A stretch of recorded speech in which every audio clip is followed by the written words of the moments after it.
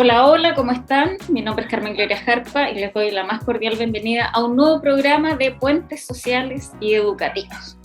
Puentes Social y Educativo es un programa que se inscribe al amparo del grupo de investigación FESOC, Familia, Escuela y Sociedad, y pretende ser un espacio de diálogo, de debate, pero también de información respecto de estos tres agentes tan importantes en la vida de todo ser humano, ¿cierto? La familia, la escuela, la sociedad, y cómo intersectan e influyen, ¿no es cierto?, en nuestro desarrollo.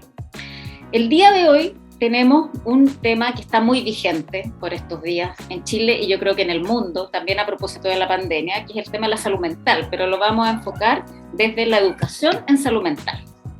Les voy a presentar entonces a nuestro invitado especial del día de hoy. Su nombre es Pablo Méndez Bustos, él es psicólogo por la Universidad de Concepción, es máster en diseños de investigación y aplicaciones en psicología y salud por la Universidad de Granada, España, y es doctor en psicología clínica y de la salud por la Universidad Autónoma de Madrid, España.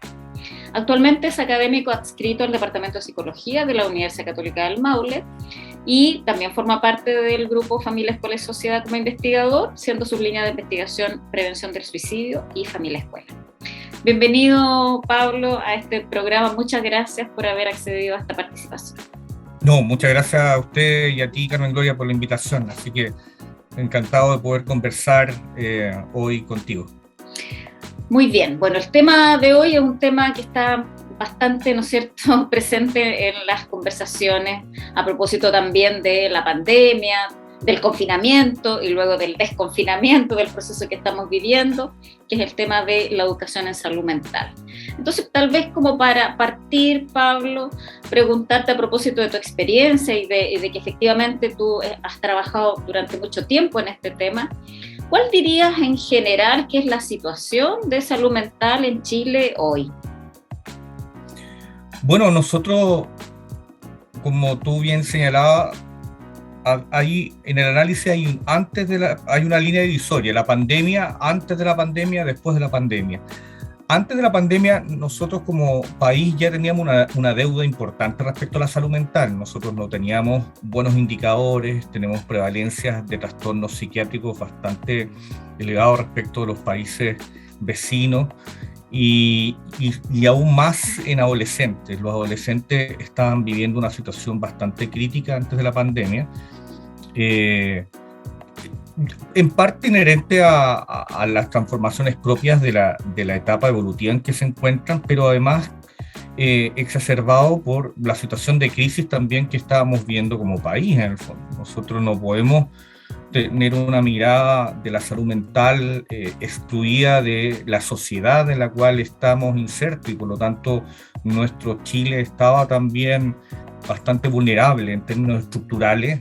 Y por lo tanto ese inadecuado soporte que se traduce en una inadecuada abordaje de los problemas de salud mental, de no tener un sistema de atención primaria eficiente, que está colapsado, que los profesionales están colapsados, que no podemos hacer un trabajo adecuado con los pacientes, sobre todo, insisto, con los adolescentes, donde tenemos un trabajo donde paradójicamente las familias quedan excluidas, porque el enfoque que prevalece es un enfoque bastante más reduccionista, donde se aborda solo a la persona, comillas, que sufre o que tiene una enfermedad, que a veces se utiliza de mala manera para estigmatizar a la persona propiamente tal. Entonces, ya en ese momento la situación era crítica, los gobiernos y las autoridades lo planteaban, que era una necesidad de poder legislar respecto a la salud mental. Nosotros, a diferencia, por ejemplo, de Argentina, nosotros no tenemos una ley de salud mental. Y creo que eso es muy importante si queremos realmente asumir con responsabilidad estos cambios. Y ahora, respecto a esta línea divisoria temporal de la pandemia, post-pandemia, lamentablemente, la situación se acrecentó. O sea, si teníamos grupos etarios vulnerables, como por ejemplo los adolescentes, como por ejemplo mujeres, en contextos de mayor riesgo, o las familias en contextos más vulnerables, la pandemia exacerbó todas esas condiciones y lamentablemente los trastornos psiquiátricos, no solamente en Chile. El otro día leía un artículo del New York Times donde hablaba de que definitivamente los trastornos mentales en los adolescentes post pandemia se han incrementado de manera significativa. Y nosotros en Chile tampoco estamos diferentes o lejanos a esa lamentable estadística en el fondo, que implica un incremento de los factores de riesgo. Lamentablemente durante la pandemia además se exacerbaron también muchas situaciones de factores de riesgo. Hubo en las familias que no tenían una estructura dinámica funcional, se exacerbaron los problemas, muchos padres se separaron, se potenciaron y se amplificaron los conflictos intrafamiliares. Por lo tanto, también los hijos estuvieron mucho más expuestos a una dinámica poco protectora. Entonces, estamos en esas condiciones, indudablemente que la situación se hace mucho más compleja en términos de la salud mental. Así que, y además, si sumamos determinantes económicos o determinantes nuevamente estructurales, también se vulneran mucho más los derechos fundamentales de la familia y de las personas, porque hoy en día estamos en una situación crítica en términos de salarios, estamos en una situación crítica, estamos asumiendo una crisis económica a escala mundial, y por lo tanto de manera local también nos va a afectar de manera importante. Entonces eso significa inestabilidad, significa aumento del estrés, significa conflictos interpersonales, y ahí muchas veces las personas y sobre todo los adolescentes no están preparados para enfrentar los problemas, o tienen estrategias de afrontamiento del conflicto que son bastante disfuncionales y que hace que se exacerbe la situación del mal manejo. Así que ante esa situación, yo, como tú bien señalabas, yo estudio hace varios años la conducta suicida, y lamentablemente también los intentos de suicidio, la tasa de suicidio ha aumentado también en los últimos tiempos. Post pandemia ya se identifica un alza importante, sobre todo en adolescentes que han intentado quitarse la vida. Nosotros tenemos datos aquí en la región del Maule, con un incremento entre el 2018 y el 2021 de un 78% en las tasas de intentos de suicidio. Entonces, lamentablemente estamos en una situación bastante crítica, y creo que tenemos que hacernos cargo. Desde el punto, por ejemplo, de la educación, las familias, tenemos que asumir que la salud mental, primero que todo, es un estado al cual debemos acudir en términos de poder vivir la vida de manera tranquila y satisfactoria.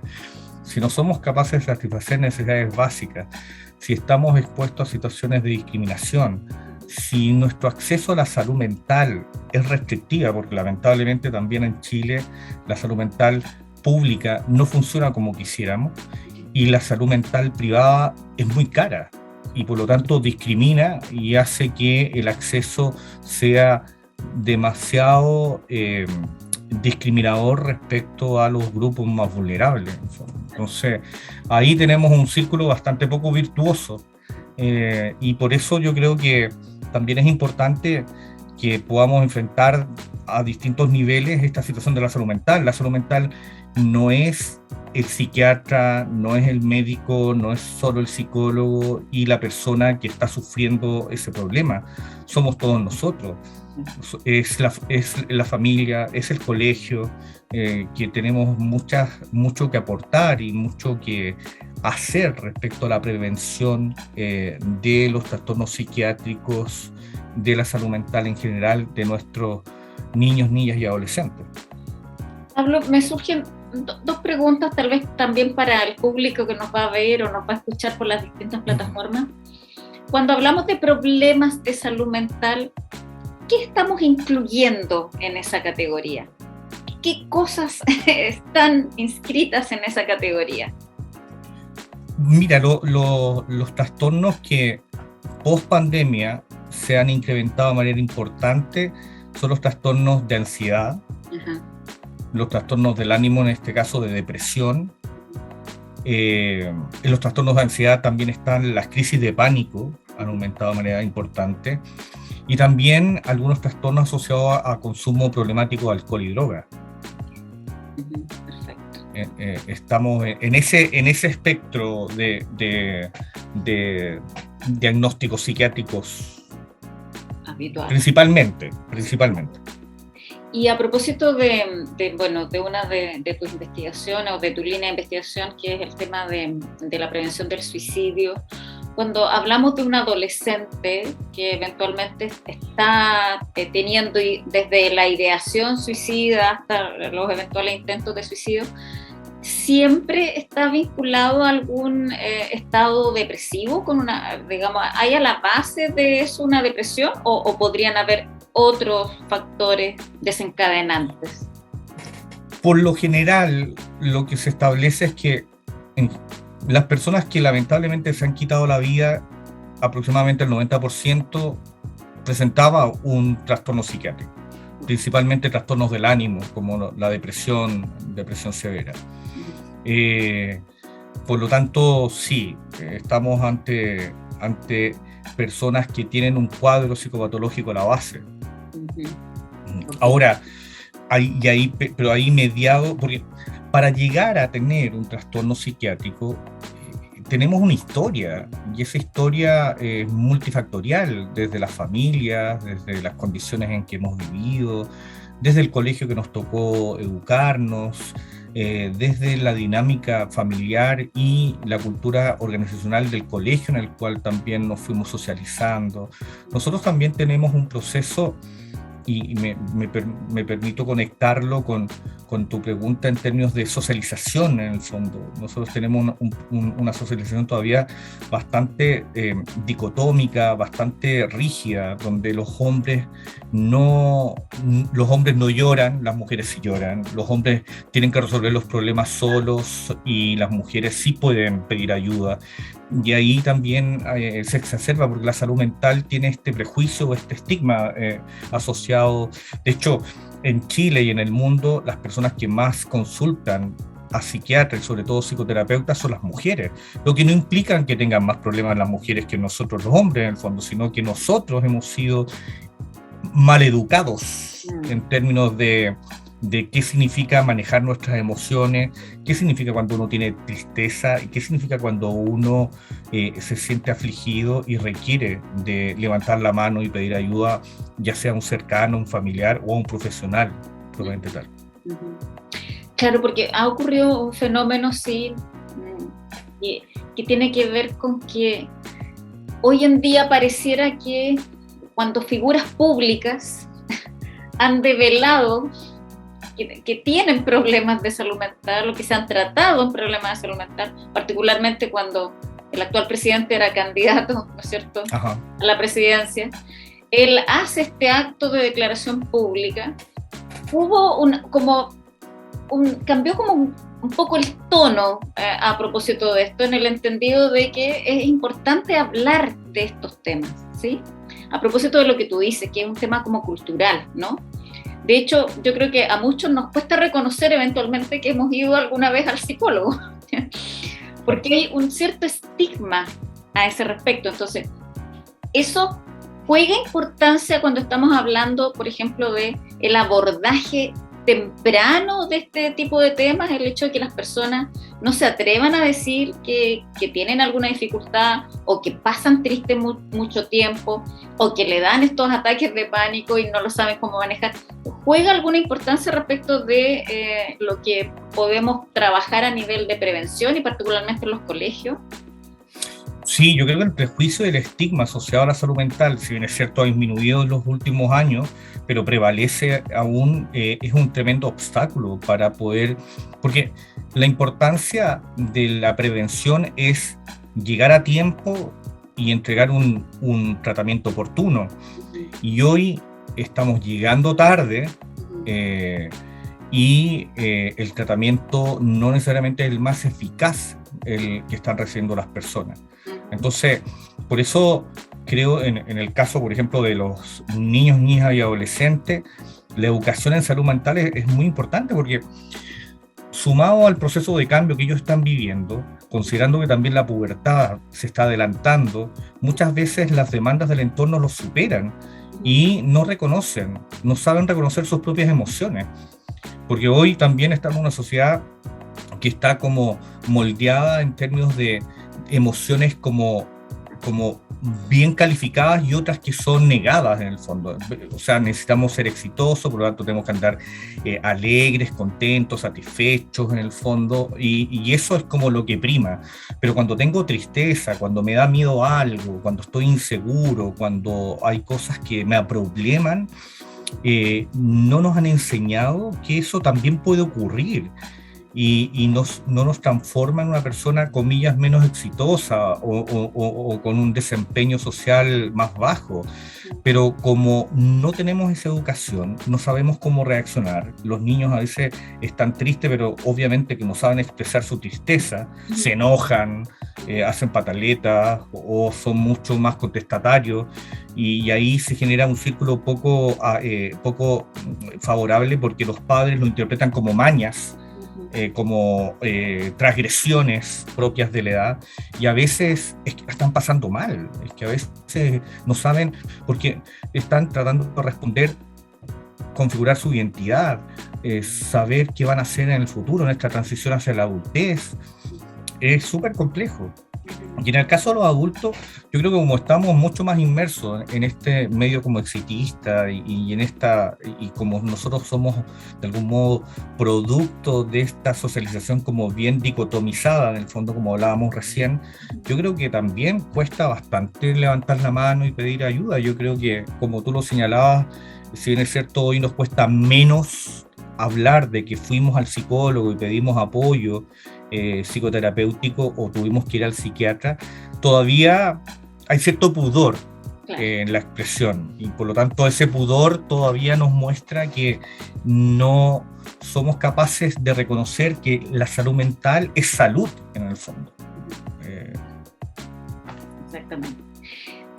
Pablo, en el contexto de tu línea de investigación y todo esto, ¿cuál es la importancia, por ejemplo, de trabajar estos temas de salud mental en los colegios? Porque finalmente la gran mayoría de los adolescentes de Chile están allí, en un lugar donde son población cautiva, de alguna manera. Y de qué manera el colegio, la escuela, el liceo, ¿no es cierto?, forma parte de esta educación en salud mental, que no solamente debería, me imagino, involucrar a las adolescentes, sino también eventualmente a los adultos, a los profesores, a las profesoras, a todos quienes, ¿no es cierto?, eventualmente nos vinculamos también con adolescentes, que es mi caso, que yo tengo un hijo adolescente también, entonces también los padres, las madres, los apoderados o los cuidadores de esos adolescentes. ¿Cuál es la importancia de la salud mental en los colegios, Pablo? Bueno, los colegios son una unidad fundamental en el desarrollo de las personas. O sea, los niños pasan gran parte de sus horas del día en el colegio, por lo tanto, es la fuente fundamental del proceso de socialización que van a recibir. El colegio es responsable un poco de lo que hablamos recién, de ampliar esta mirada, sobre todo en el ámbito de la salud mental y de la emocionalidad en el fondo, para que perdamos la vergüenza de hablar de nuestras emociones, de que sepamos identificarlas. Yo creo que en el fondo, cuando hemos hablado, hay muchos programas, sobre todo, por ejemplo, en el ámbito de la sexualidad y emocionalidad, en el fondo hay programas de estrategia de resolución de conflictos. Yo creo que las emociones y los sentimientos hay que saber abordarlos de una manera muy didáctica, muy accesible y fundamental en las tempranas edades, niños, niñas y adolescentes. Necesitamos reconocer nuestras emociones, saber administrarlas, saber de qué se trata estar ansioso, de qué se trata sentir depresión, cuáles son los síntomas asociados, porque estamos educando también respecto a que yo pueda tomar decisiones de autoprotección cuando no me sienta bien, donde pueda yo acudir al orientador, donde pueda yo hablar sin vergüenza con mis amigos y amigas y contarle de que algo me pasa. Eso es muy importante hoy. Por ejemplo, en el ámbito de las autolesiones, lamentablemente hoy en los colegios se da bastante el tema de las autolesiones no suicidas, en fondo, sobre todo niñas que se cortan, y que finalmente esa expresión del autocortarse, el autolesionarse, tiene que ver con no saber manejar su emocionalidad. Están pasando un mal momento, tienen una situación emocional que los sobrepasa y por lo tanto muchas de las adolescentes optan por autolesionarse y ellos mismos lo describen como un alivio respecto al acto en sí mismo. Entonces, yo creo que los colegios cumplen una función y un rol fundamental. Ha sido histórico, ¿eh? Yo no estoy señalando nada nuevo. Yo creo que en los colegios hoy tienen que ser más que el CIMSE, tienen que ser más que la PAES. Los colegios no pueden seguir en esta ruta cuantitativa donde los estudiantes valen en función del puntaje obtenido, porque ahí la verdad es que estamos lejos de educar saludablemente a las personas en el ámbito de las emociones. ¿Y tú ves que hay alguna tensión en lograr eso cuando también, particularmente los profesores, las profesoras, también son profesionales que en general tienen bastantes problemas de salud mental, ¿ya? La pandemia, ¿no es cierto?, develó el agobio laboral, el estrés, el agotamiento, ¿no es cierto? A veces también los problemas organizacionales, tener buenos o malos jefes, la sobrecarga y una serie de cuestiones. ¿De qué manera intersectan a veces cuando los profesores, las profesoras tal vez puede que tengan también dificultades en este sentido para poder estar atentos y poder tal vez proporcionar más apoyo, contención o lo que se necesite para estos o estas jóvenes o niños, niñas que están eventualmente viviendo problemas de salud mental? ¿Hay algo que tenga que ver eso en la posibilidad de que el colegio se convierta efectivamente también en una institución bien tratante respecto de estos temas? Sería lo ideal. Yo creo que tenemos que reconocer, sobre todo en el ámbito del profesorado, condiciones que son extremas en términos de estrés, en términos de la demanda, en términos de los procesos en los cuales se encuentran en las condiciones laborales en las cuales hoy están ejerciendo su profesión. Ahora, ahí tú me llevas a un aspecto que es estructural, pero que es sumamente importante, porque nosotros, o sea, un profesor que tiene que hacerse cargo de un curso de 45, 47 niños, la verdad es complicado hablar de emocionalidad y hablar de salud mental cuando nosotros estamos en una condición como profesores súper estresados y vulnerados también en las condiciones fundamentales. Yo creo que los profesores sí se tienen que hacer cargo y hacerse responsables, porque al final los profesores, y así como cualquier otro profesional, estamos también expuestos a la identificación de algunos trastornos del ánimo o situaciones estresantes que tenemos que ser capaces de prever. Me ha tocado conversar con muchos profesores que están ejerciendo, que están trabajando, pero que están colapsados, que están estresadísimos, que están ya no solamente con síntomas ansiosos depresivos, yo creo que con una depresión ya desarrollada, ya entonces ya extendida, y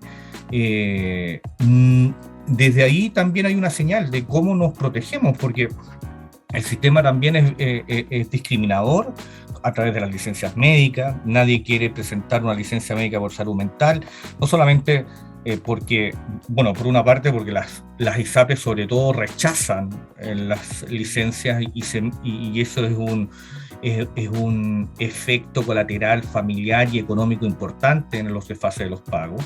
Y por otra parte los empleadores hoy, porque tenemos a veces un doble discurso, es como, preocúpate de la salud mental, pero si me presentas una licencia en salud mental, no te creo. ¿Ah? La estás mal utilizando o te estás aprovechando de las circunstancias. Entonces, creo que los colegios tenemos que tener también espacios de protección para los docentes, para el profesorado en general. Necesitamos tener también espacios donde podamos trabajar también los mismos profesores, sus propias emocionalidades, identificar sus temores, sus situaciones complejas, sus crisis. Creo que eso también es importante, porque de lo contrario, ¿cómo le vamos a pedir a los niños, niñas, adolescentes, en el fondo los estudiantes, que se preocupen si ven a profesores estresadísimos, profesores que están muy cabizbajos, que algunos andan muy dopados en el fondo, entonces, y que los niños y los adolescentes se dan cuenta? Entonces, ahí es donde yo creo que tenemos que tener una visión mucho más holística respecto a decir, ¿sabes qué? Los colegios nos hacemos cargo de la salud mental, pero, o sea, tenemos que incorporar los distintos niveles, profesores, estudiantes y, por supuesto, el profesorado. Y la comunidad completa. Y la comunidad completa, para poder reconocer todo ello. Sí. Pablo, en ese sentido y sobre la base de tu experiencia, ¿cuál es la viabilidad de que se puedan hacer intervenciones, tanto tal vez preventivas o algún otro tipo de intervenciones en la escuela para abordar este tema de la educación en salud mental? El otro día conversaba con unos estudiantes, curiosamente era de ingeniería, y preguntaban sobre la educación en salud mental y la viabilidad de los colegios. Yo considero que podemos hacer una intervención en salud mental sin necesariamente sobredemandar a los profesores. Nosotros, bueno, en los colegios, muchos colegios tienen duplas psicosociales. Yo creo que hay que canalizar o reorganizar en el fondo los recursos para que podamos abordar la educación en salud mental. Yo creo que la experiencia de prevención en otros países y en otros continentes tienen que ver con procesos que son breves. Eso es lo otro importante, ¿eh? Porque a veces uno piensa que tiene que estar un año completo sometido a talleres y sesiones, y eso no funciona, porque tenemos padres súper ocupados, súper demandados también, los niños también y los adolescentes no van a estar disponibles para estar horas y horas abordando un tema. Yo creo que tenemos que también cambiar ahí la estrategia, ser más dinámicos, hacer pocas sesiones, pero intensas y claras y precisas. Pueden ser 4 sesiones, 6 sesiones, un taller y un programa de educación en salud mental para padres, para estudiantes y para los mismos profesores. Y no tenemos que invertir, porque no pasa por dinero, porque muchas veces se argumenta que la falta de recursos económicos es el gran impedimento para implementar programas de estas características. Yo no niego que obviamente que el dinero es importante para poder gestionar muchas cosas, pero en este caso no creo que sea una justificación tan válida, porque podemos hacer talleres sin más dinero en el fondo, porque tenemos recursos humanos. Lo que ocurre, encuentro yo, que los gobiernos a veces crean tantos programas y que van todos dirigidos a los colegios. Entonces tenemos programas, no sé, de acoso escolar, tenemos programas de prevención, hay un programa de prevención del suicidio para los colegios, tenemos otros tipos de programas, por lo tanto van colapsando los profesores también, entonces, y todo está en función del profesor.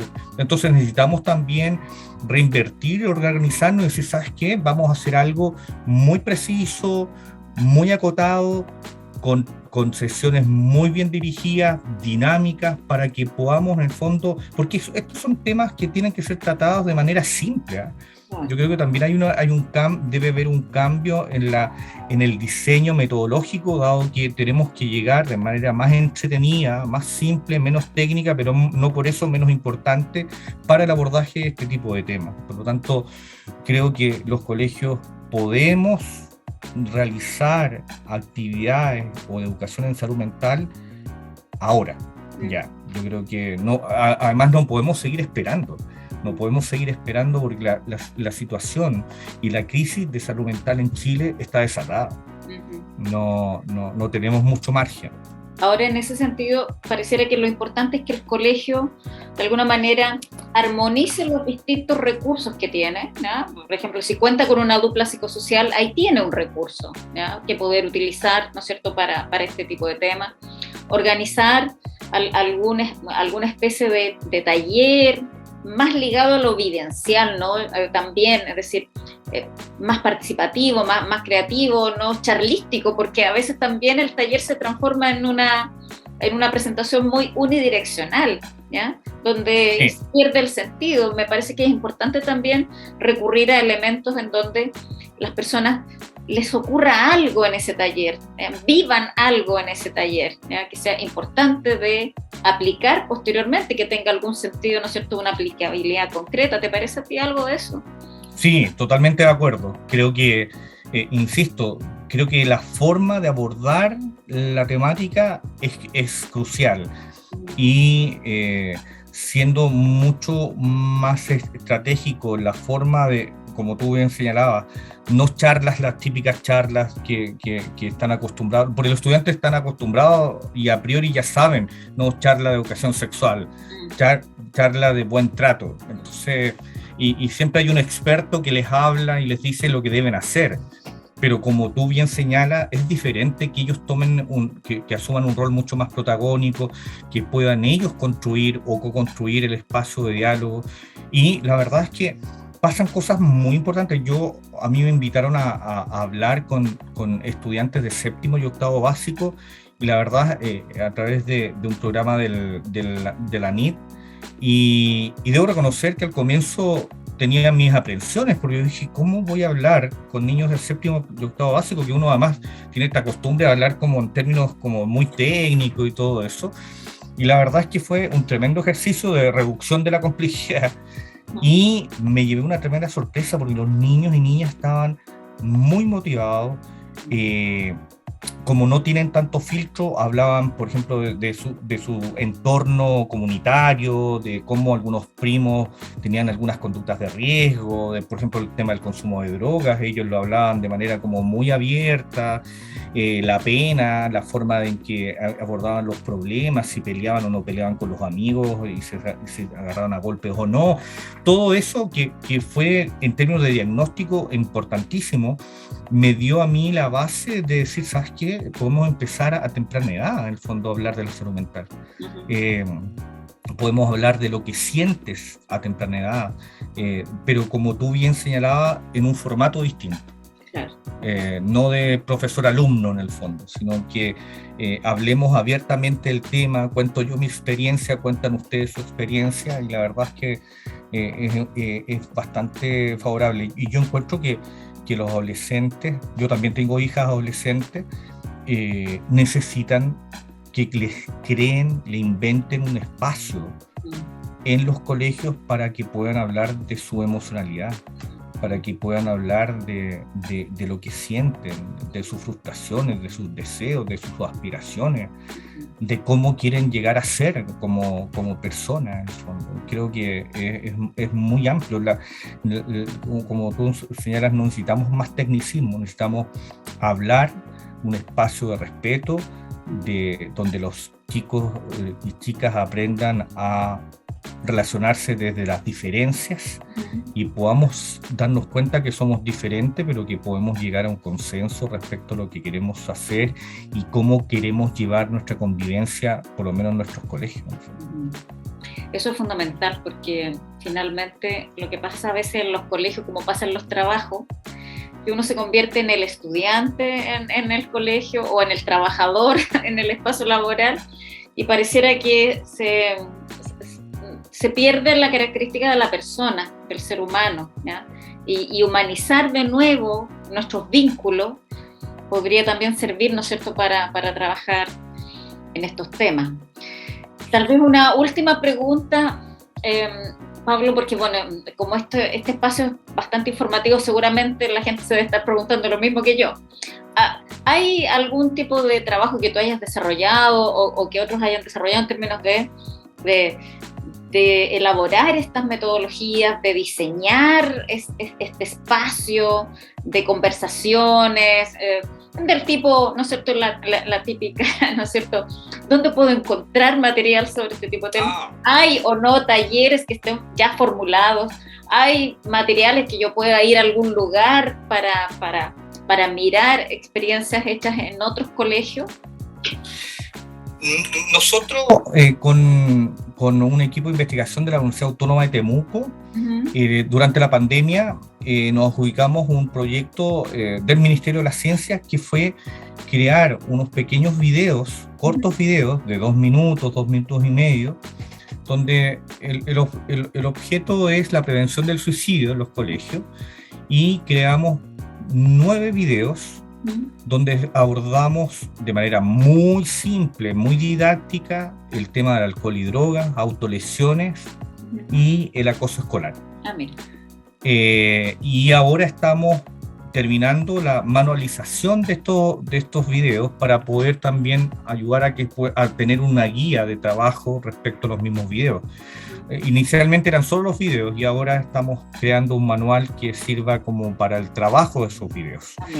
Y eso ya está, no tengo el link, ya más adelante podría yo enviárselo. Queremos lanzarnos también aquí en la región del Maule, y también obviamente Ñuble, Biobío, ojalá que todos puedan tener este material, que puedan trabajar. Yo entiendo respecto a los programas de prevención, entiendo que hay un programa de prevención del suicidio para los colegios, pero no sé cuáles son los resultados, no desconozco cómo se trabaja,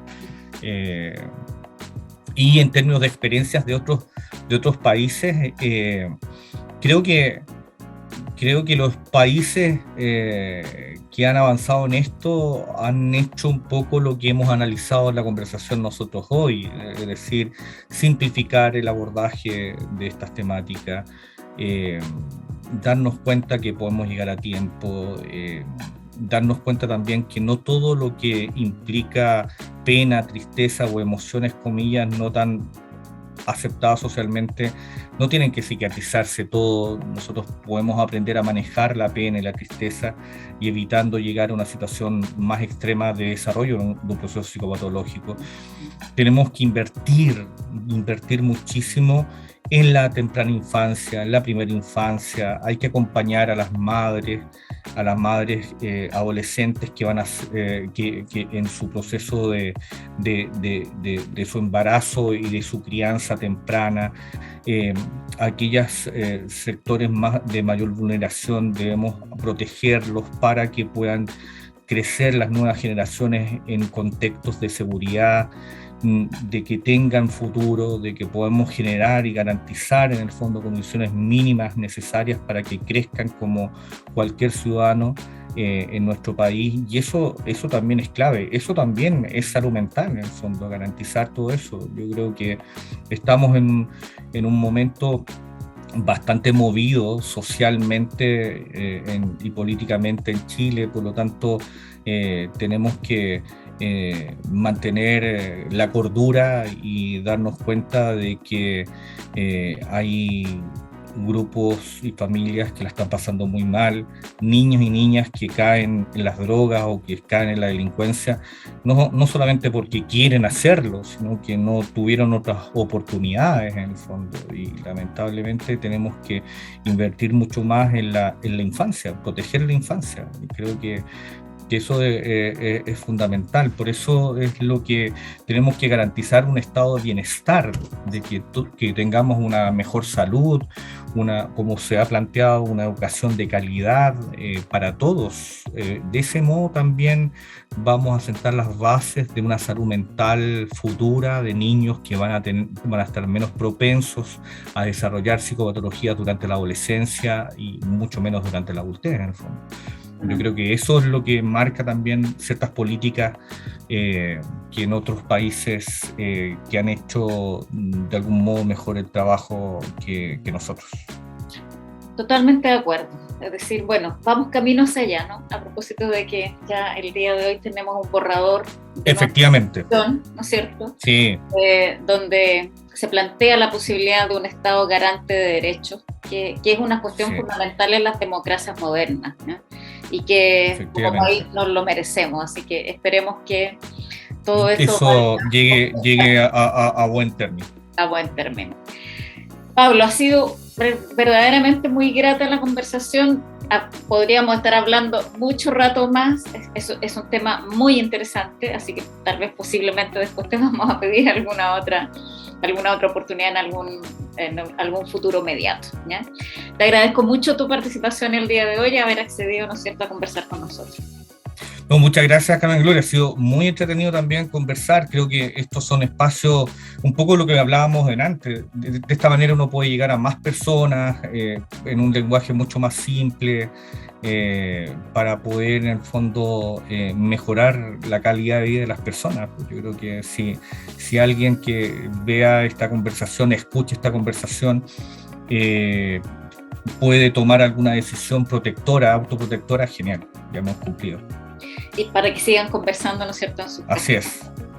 Muchas gracias, Pablo. Nos veremos posiblemente en otra oportunidad, y a quienes nos ven y nos escuchan, vamos a cerrar este programa y los dejamos invitados en una nueva oportunidad.